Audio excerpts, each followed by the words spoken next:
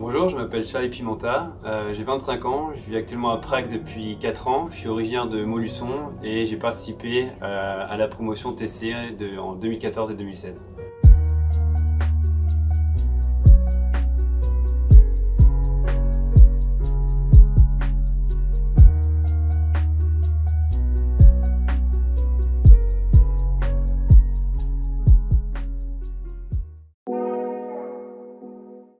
Actuellement, je suis project manager, donc chef de projet, pour une start-up tchèque qu'on a lancée en France récemment et j'évolue dans le domaine de la tech.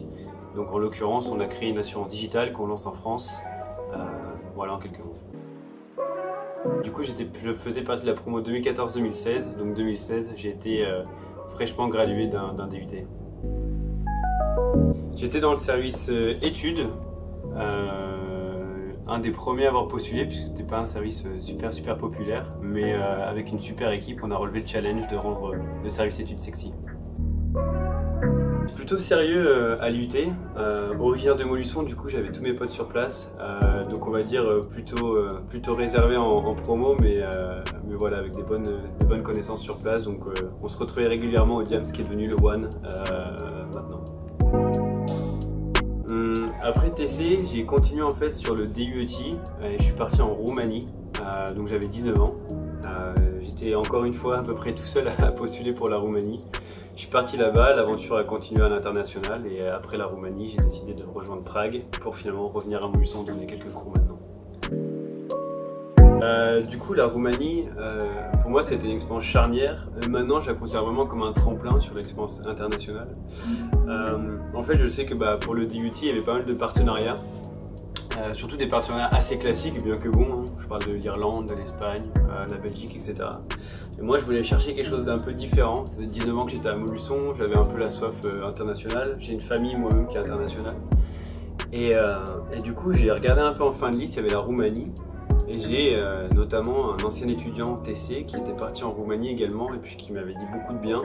Je me souviens que ce qui m'avait motivé, c'est que là-bas il n'y avait pas beaucoup de Français, donc on était sûr d'être en dehors de sa zone de confort en parlant anglais. On pouvait choisir ses cours, donc ça c'était plutôt cool, je pouvais à peu près virer les maths par exemple. Et il y avait une université réputée. Et la quatrième variable, ça vient de popper, c'est que c'est une culture latine. Donc grosso modo, quand vous arrivez là-bas, vous retrouvez vos repères parce qu'en fait c'est des personnes très accueillantes. Et donc je suis arrivé là-bas et quand je parle de sortir de sa zone de confort, j'étais à 100% dedans puisque je parlais pas anglais, j'avais un niveau A1. J'avais fait un test Erasmus à l'avance et on m'avait écrit que j'étais bon à lire une carte postale ou un menu de restaurant. Donc imaginez quand on arrive sur un amphithéâtre, c'est compliqué. Pas timide, juste une expérience pour en mentionner une, pas timide lors d'un amphithéâtre, une professeure de management pose une question. Et je lève la main et je voulais dire le mot ressources en anglais, qui est sorti avec un accent terriblement français. Et la professeure, au bout de 2 tentatives, a dit qu'elle ne me comprenait pas, donc un peu rouge. Et par chance, j'avais une collègue à côté de moi qui a réussi à me comprendre. Et à partir de là, on a créé des liens. Mais la Roumanie, c'est un super tremplin parce que très dynamique, parce que latin. Et puis, pour vous donner un exemple, dans ma promotion, j'avais 19 ans. J'avais déjà 5 élèves qui avaient créé leur entreprise. Donc, si on parle d'énergie, il y en a là-bas, définitivement. En fait, c'est impressionnant, c'est qu'on apprend quasi tout à TC, notamment via Proteco. Je recommande vraiment à chaque élève de s'investir à 200%. Parce que ce que je fais à l'heure actuelle, il n'y a pas grand chose de différent que ce que je faisais en service études. Beaucoup de marketing, bien sûr avant de se lancer dans chaque projet on fait des études, etc. Donc TC pour moi c'est super professionnalisant. Et surtout, connectez-vous avec des gens de la promo. Moi dans ma promo il y a déjà 3-4 personnes qui sont entrepreneurs, avec qui j'ai des contacts à l'heure actuelle. Donc vous avez peut-être le prochain Bill Gates à côté de vous.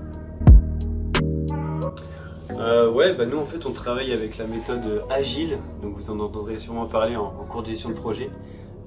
Mais grosso modo on commence le matin par ce qu'on appelle un stand-up, donc toute l'équipe se réunit pour définir les tâches de la journée.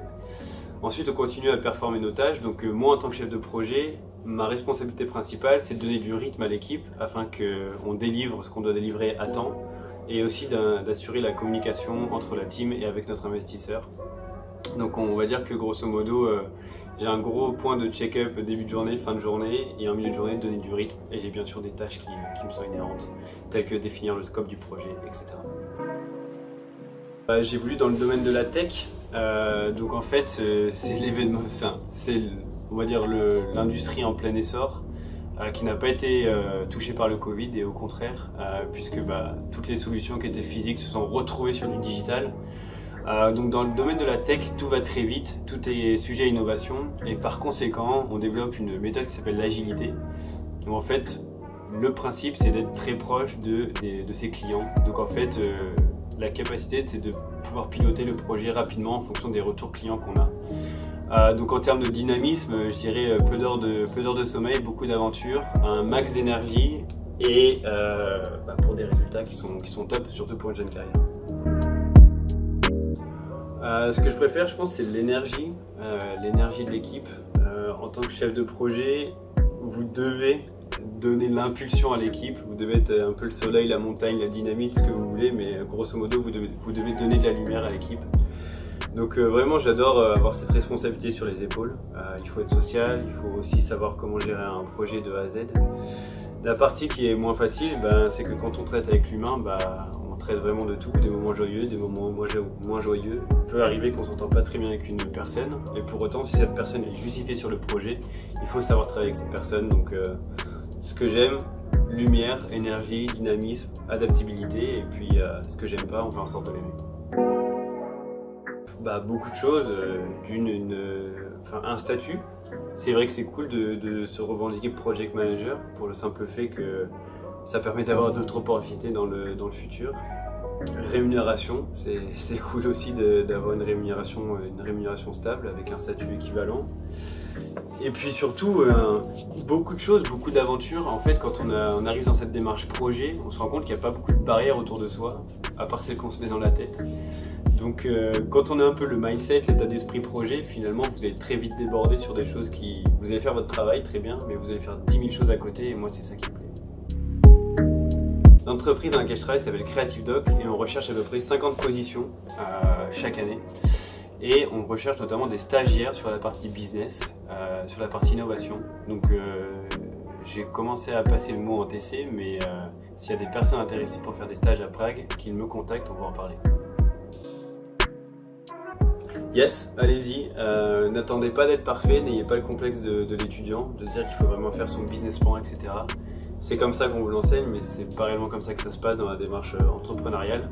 Si vous avez une idée en tête et que ça vous empêche de dormir, il faut y aller parce qu'il faut aussi dormir dans la vie. Donc allez-y, faites des erreurs, et le plus d'erreurs vous faites rapidement, le plus vous allez progresser. Mais attention, il ne faut pas faire la même erreur deux fois.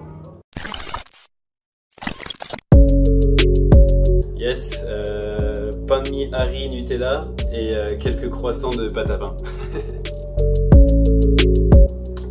J'ai bien aimé l'approche de Jean-Paul Broucker, qui est un personnage à l'UT, puis on va dire un des dinosaures. Et pour l'approche nouvelle, je dirais Mathieu Lardot, qui vraiment a ce dynamisme, cette capacité de vous faire vibrer aussi. Donc je retiens ces deux professeurs-là, mais il y en a bien sûr d'autres avec qui j'ai beaucoup matché. J'aimais bien le marketing, même si le QCM n'était pas facile. J'ai bien aimé le marketing et la communication. On va dire que c'était deux matières super vivantes. Donc ouais, je retiendrai ces deux matières-là.